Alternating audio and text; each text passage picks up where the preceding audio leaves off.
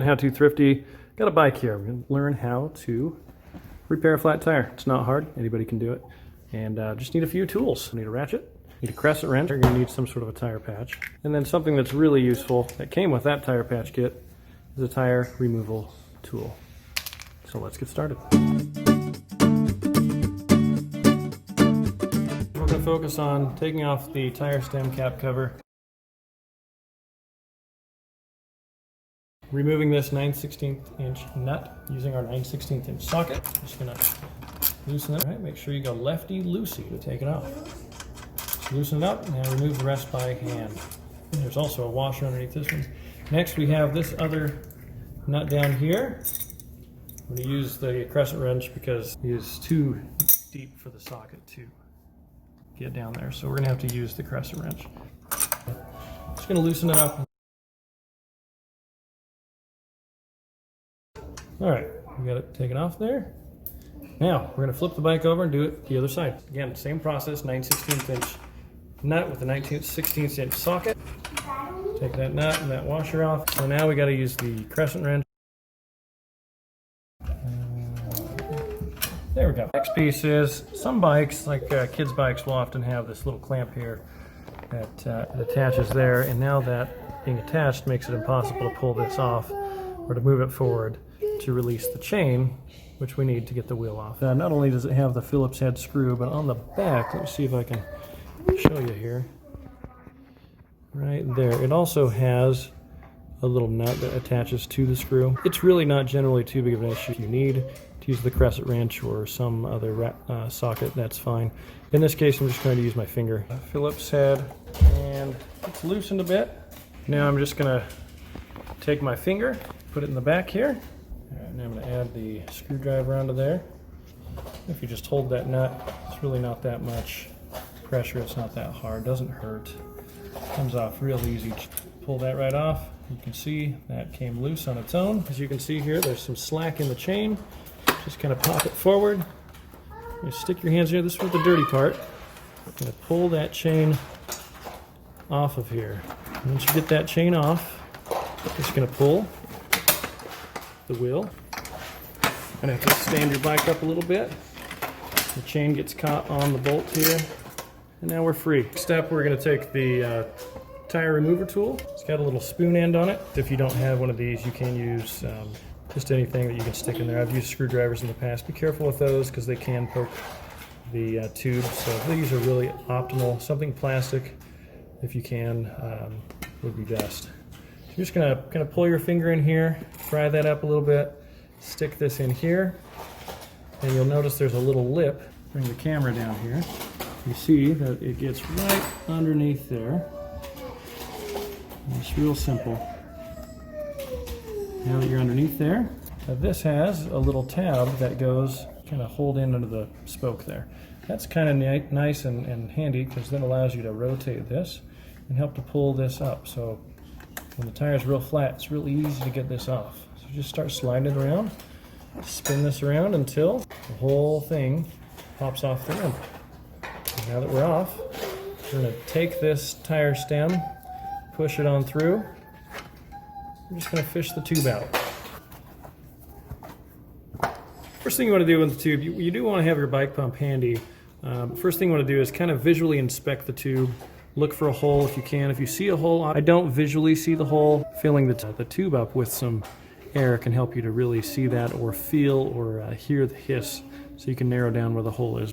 All right, so we're going to take the pump. I've just got standard bike pump. Going to stick it on to the stem. It's best to kind of push at the bottom of the stem so you don't break the stem. I'm going to make sure you get that on there nice and tight. Lock it in place. Start pumping. You know you've got it in far enough on the stem when it's real easy to pump. If it's hard to pump, you haven't pushed it on hard enough. Oh, and if you hear, there is some hissing somewhere. And here is the culprit right here. You can see that is our hole. So we're going to visually inspect and feel to make sure there's not a hole somewhere or something protruding through, maybe a spoke that's poking through and causing the hole. I don't feel anything sharp or jagged that would be doing that. So we're okay there. Now we're going to visually, well not visually, but tactically feel the inside of the tire to make sure there's nothing thorny or pokey through there as well. And again, I'm not feeling anything, so I'm gonna pump it up real quick one more time and find that hole. Got my scuffer piece, so what I'm gonna do is I'm just gonna scuff up around the hole, something the size of about this scuffer piece, because this scuffer piece is about the size of the patch that I'm gonna be using. I'm just gonna scuff it up, and so you can see it's looking a little more dull than the surrounding portions of the tube. That means we're doing a decent enough job. The scab here, and we got the hole right here. We're going to open it up, get the scab. In this case, I don't really need anything to identify the hole. You can see it even just on the camera here, but it can be handy to have maybe a white marker, some white out, something that you can circle around these black tubes to really distinguish where it is. So I'm just gonna peel this back, just like a sticker. Now what I'm gonna do is I'm gonna put that right on here. I'm just gonna give it a nice press for about 15 to 30 seconds. Now that we've got that done, we're gonna pump it up, see if it holds air. Seems to be holding quite well, so what I'm going to do now is I'm going to take the pump off, and I'm going to take the air out. To do that, if you look in here real close, there's a little pin right there. You're going to depress that pin. I'm just going to use my screwdriver tip. I'm going to poke that pin. You can hear the air coming out. So as you can see, I've got most of the air out. I'm going to slide this in here. Make sure we get the whole tube in the tire. Let's go ahead and take this, and let's find the hole where the stem goes. I'm going to put that over the wheel and pop it through there. Once it comes out, just give it a little tug. And again, make sure the tube is in the tire. All right, now that we've got that done, is we're going to just kind of press this tire back into the frame of the wheel there. Next, pull that stem straight again. Make sure that it's nice and straight. If it's not, just kind of simply rotate, hold on to the tire here, and rotate the wheel till it's straight enough to put the pump on. Grab around here like this, squeeze as hard as you can with your hand so we have some support for that stem. If that stem bends too much, it will break down here, and that's pretty much unrepairable. I have to push it down pretty hard, lock it in place. Start pumping it up. On the sidewall on most tires, it'll actually tell you inflate to PSI, pounds per square inch. I'm looking at 40, it says. I don't have a gauge because I just pump until when I squeeze it here, it's kind of firm.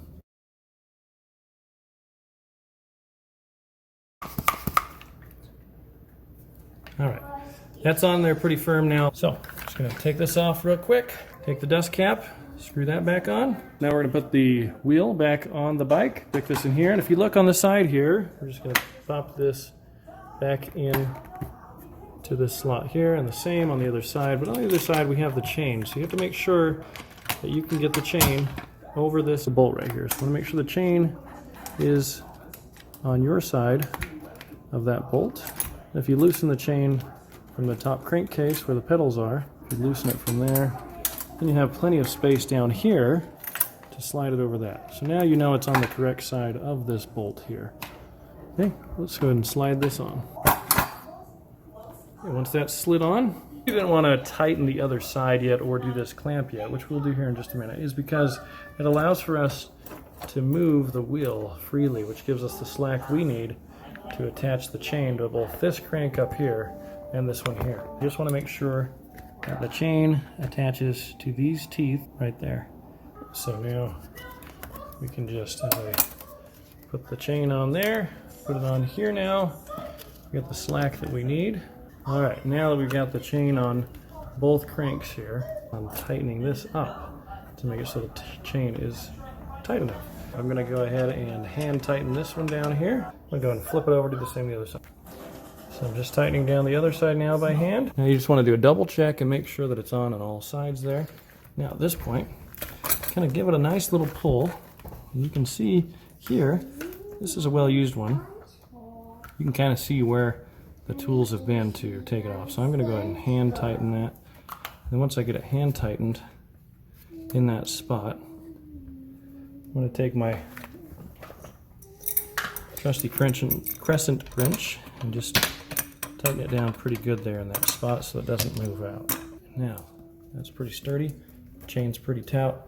Let's go ahead and flip this over. Put this clamp back on here. Slide this out. You got the fade mark or the sunburn there on the paint. I'll put this behind. Make sure that the holes line up.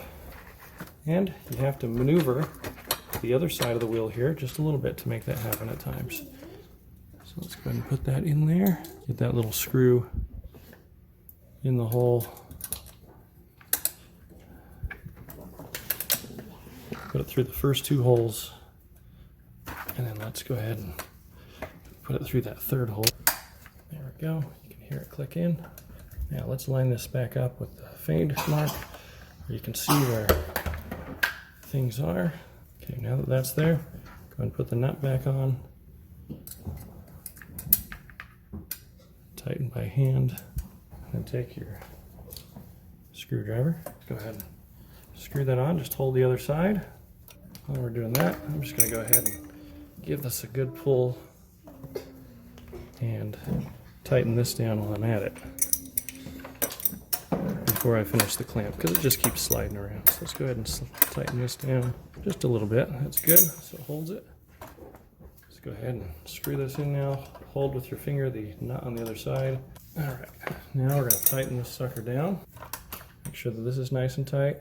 It's pretty tight. Let's flip it over. Do the same here. Doing this patch, the patch kit cost maybe $4 to $6. I can't remember exactly how much it cost. But a new tube is anywhere from 12 to 20. So you can patch up 6 different tubes for less than half the price of one new tube. So put the washer on, put this little nut on. Now we need the 9/16 socket again. Make sure it's on tighten this time. Lefty loosey, righty tighty if you don't know what you're doing. Let's go ahead and tighten this up. It's tight. Flip it over, do the same on the other side. All right, we're gonna put the washer on this side here. Put this nut on and tighten it so we line up the threads right. Let's get the 9/16 socket. Tighten this one down.